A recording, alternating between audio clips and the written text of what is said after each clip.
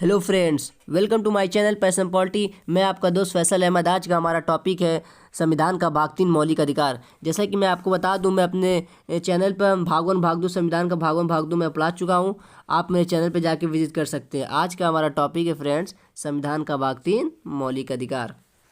तो चलते हैं अपने टॉपिक को समझते हैं कि हमारे देश में जो मौलिक अधिकार कहाँ से लिया गया, आपसे पूछेगा तो क्या बताएंगे, अमेरिका के संविधान से लिया गया है।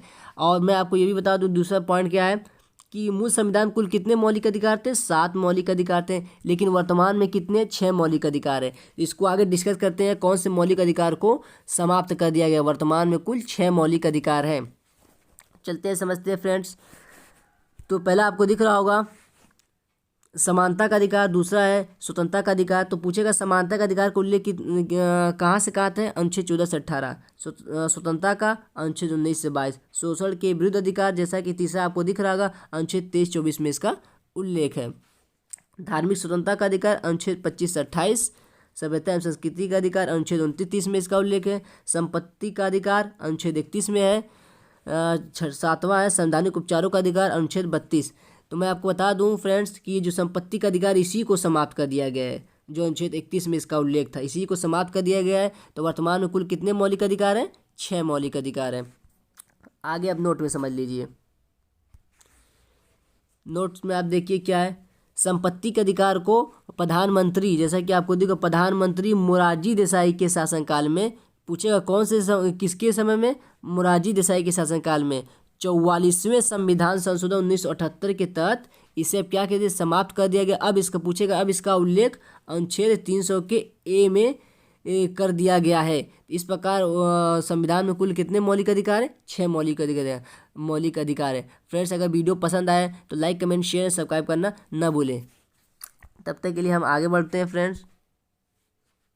एक पॉइंट बताना भूल गया, अगर आपसे पूछेगा कि जो मौलिक अधिकार है अनुच्छेद 12 से 35 में इसका उल्लेख है, ये याद रखिएगा। अनुच्छेद 12 से 35 में मौलिक अधिकार, 12 से लेकर 35 में मौलिक अधिकार की चर्चा की गई है।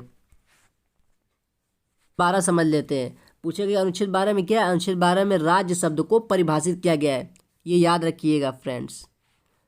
आपसे अगर पूछेगा कि अनुच्छेद 13 में क्या कहा गया है? अनुच्छेद 13 पहले से समझ लिया। अनुच्छेद 13 में एक प्रकार से क्या? अनुच्छेद 13 एक प्रकार से संविधान मौलिक अधिकार का क्या है? मौलिक अधिकार का सुरक्षा कवच है। क्या है? मौलिक अधिकार का सुरक्षा कवच है, ये याद है कि इसमें आगे देखिए क्या लिखा है।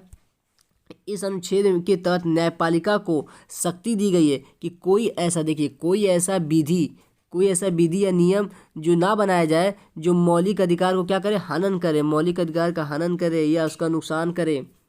वही अनुच्छेद 13 में ये बात कही गई है और उसकी पुनर्विलोकन करेगी, यानी कि न्यायपालिका उसकी पुनर्विलोकन करेगी। तो चलते हैं, पहला समझ लेते हैं समानता का अधिकार।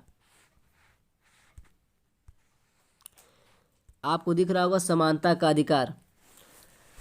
समानता का अधिकार का चर्चा कहाँ की गई है? अनुच्छेद 14 से 18 में की गई है। तो अनुच्छेद 14 हम समझ लेते हैं। इसमें विधि के समक्ष समता का उल्लेख किया गया है।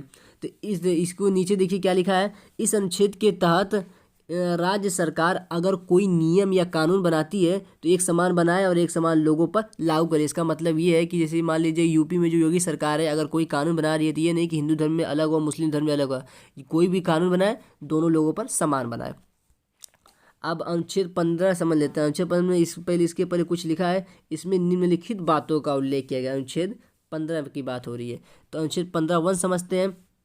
जैसा कि आपको दिख रहा होगा, इस अनुच्छेद के तहत किसी व्यक्ति को धर्म के आधार पर, क्या दिखा है? धर्म के आधार पर, जात के आधार पर, लिंग के आधार पर कोई भेदभाव नहीं किया जाएगा। इसका मतलब ये है कि अनुच्छेद 15(1) में ये बात कही गई है, ये नहीं कि हिंदू धर्म हो मुस्लिम धर्म हो उस पर कोई भेदभाव हो, ऐसा नहीं होना चाहिए। यही अनुच्छेद 15(1) कह रहा है। और जात के आधार पर भी, धर्म के आधार पर, जात के आधार पर और लिंग के आधार पर, ये नहीं कि लड़का हो लड़की हो कोई भेदभाव नहीं किया जाना चाहिए। अनुच्छेद 15(1) में ये बात कही गई है, इसे अच्छे से समझ लें। अब आगे थोड़ा बढ़ते हैं।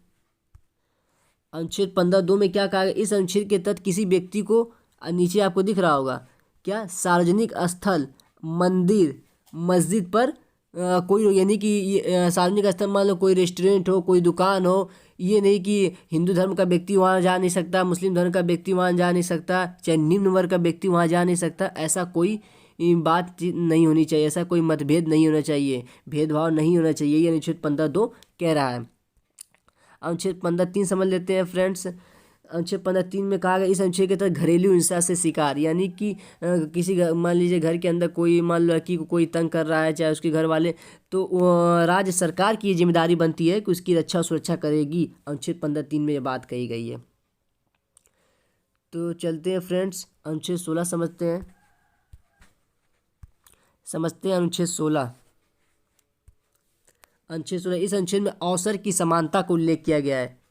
जैसा कि इसका मतलब कि कोई मान लीजिए रोजगार के मामले हैं वो, तो ये नहीं कि हिंदू धर्म के लिए अधिक हो, मुसलमान के लिए कम हो, दोनों के लिए समान हो, वही बात कही गई है।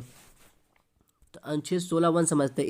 इसमें सरकारी कर्मचारी के वेतन क्या दिया है फ्रेंड्स, वेतन, पेंशन और अवकाश का उल्लेख किया गया, यानी कि सरकारी कर्मचारी को जो वेतन देना है या उसको जो छुट्टी देनी है, वही अनुच्छेद 16(1) में ये बात कही गई है।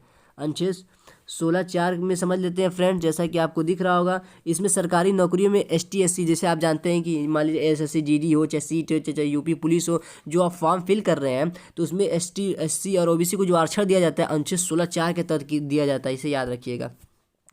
एक छोटी सी मोटिवेशनल लाइन मैं आपको सुना देता हूँ फ्रेंड्स। मंजिल उन्हीं को मिलती है जिनके सपनों में जान होती है, पंखों से कुछ नहीं होता, हौसलों से उड़ान होती है। अनुच्छेद 17 में क्या कहा, इस अनुच्छेद में अस्पृश्यता, जैसा कि आपको दिख, अस्पृश्यता एवं छुआछूत पर रोक दिया गया है। रोक यानी कि ये नहीं कि ब्राह्मण हो, क्षत्रिय हो, तो निम्न वर्ग के लोग पर क्या हो, छुआछूत करे, यानी इसको रोका गया है अनुच्छेद 17 में। पहले तो ऐसा फ्रेंड बहुत होता था, लेकिन वर्तमान में तो बहुत कम है, वही अनुच्छेद 17 में चर्चा की गई है। अनुच्छेद 18 समझ लेते हैं। सेना या विद्या संबंधी सम्मान को छोड़कर, यानी कि जैसे सेना का मतलब कि जैसे वीर चक्र, शौर्य चक्र जो मिल रहा है, विद्या का मतलब जैसा कि आपको दिख रहा होगा, सेना विद्या, यानी विद्या का मतलब क्या, डॉक्टरेट, यानी कि जो उपाधि, इनको छोड़कर और कोई भी अगर उपाधि भारत देश से बाहर मिल रही है, तो उस व्यक्ति को बिना राष्ट्रपति की अनुमति से वहाँ जाके नहीं ले सकता। वही कह रहा है कि उपाधियों के अंत के बारे में बात की गई, यानी बिना राष्ट्रपति की अनुमति से वहाँ पे भारत से बाहर जाके उपाधि नहीं ले सकता अनुच्छेद 18 के तहत। तो फ्रेंड्स, ये वीडियो यहीं तक रहने देते हैं। अगर वीडियो पसंद